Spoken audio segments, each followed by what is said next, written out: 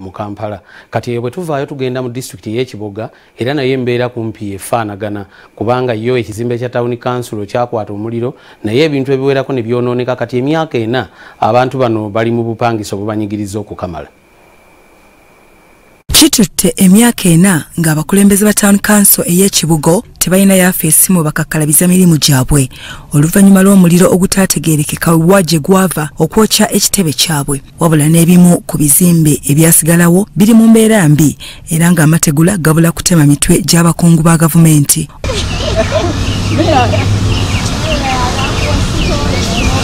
Omumyuka w'omwami owa Kabaka mu ggombolola ya mumyuka Kapeke Charles Musisi agamba nti emivuyo gyava ku mululu gw'abakulembeze ba gavumenti ya wakati okwagala okweza ettaka lino eritali lyabwe. Naye twagenda okunoonyeza nga bajja n'omululu ogw'okwagala okunyaga ettaka eryo era ne batandika okubuza ekizimbe ne kyokebwa omuliro olw'okwagala okubuzaabuza ebiwandiiko ebyali bikoleddwa mu bakulembeze bali abaavaawo nga balwanyisa ababbi b'ettaka eryo.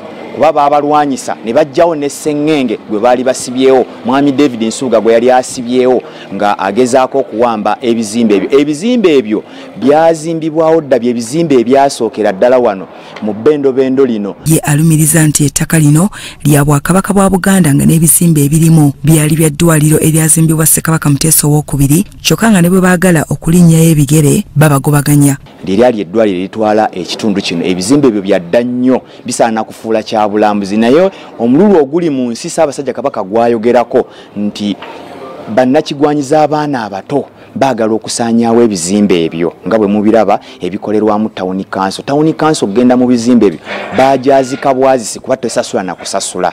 Meeya omulondo w'ekitundu kino Henry Kagali agamba nti si waakuweera okutuusa ng'afunye alipoota yaviirako nabbambula w'omuliro okusaanyaawo ekitebe kino kyokka ensonga eyavaako okujja kw'ekizimbe kino. Ebiwandiiko ebyo bintu bingi kubanga twamanyako nti ba auditors baali bajja okubanga babako ebibuuzo bye babuuza abaaliwo mu biseera ebyo naye ekyo kye kyakolebwa okwokya ofiisi omwali ebiwandiiko ebyo obujulizi okubanga bukola ki nga bubuzibwawo naye nga ripooti era nze nja kugyetaaga bawe bwamu bwenja okutandikira ne bwe naabanga nsaba obuyambi eyo nange ripooti nina okugiteekamu bagambe twalina ofiisi ng'eri bweti naye kati twetaaga ate ofiisi efaanana bweti. Meeya Henry Kagali agamba nti gyali mivuyo egyakolebwa abamu ku bakulembeze ba town council era teyawukanye n'abamu ku batuuze. Abakulembeze bekikwatako baagezaako ne bazikira ne kikomaawo. So kati ffe tulowooza okutuukira ddala ku kinyusi tulina nakukolagana ne b'ofiisers abo abajja nga bayitiddwa kubanga waliwo ebintu ebyajjibwa mu ofiisi nga kitegeerekese waliwo be baali beetaaga ne baali tebeetaaga. Kanso yajja naye ndaba nti okujja kwayo okubeerawo kwayo n'obutabeerawo era services zaali ziri puwa. Siraba newankubadde n'olwaliro amabaati tegaliiko nga bwe yajja sinnaba kulabawo nnyo kikyuse kikyakyukako okuva lwe yaliwo n'olwaleero okujjako ekizimbe okukyukako nze kyendaba nti mabaati ge gataliiko. Omubaka omukyalo omulondo wa Kiboga District Christine Care bino byonna bitadde ku kibba ttaka ekiri mu district eno. Tulina ensonga y'ettaka mu district yaffe nkambwe nnyo. Ebizibu ku ttaka bingi ab'ettaka ab'ebibanja abamu oli agamba kyange tewali kiraga nti wawe ate ne bannannyini ttaka nabo tebawuliriza. Ewaffe waliyo olumu enkola eya willing seera nga tekola ng'ayagala okugula yejja buze n'akola ki n'agula wadde ab'ebibanja tebasiimye.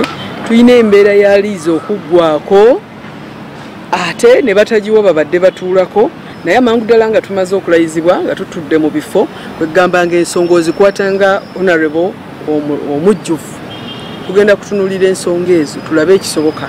Naffe kennyini tetwandyagadde town council yaffe ya district kubanga ekola ki ng'evaawo awo.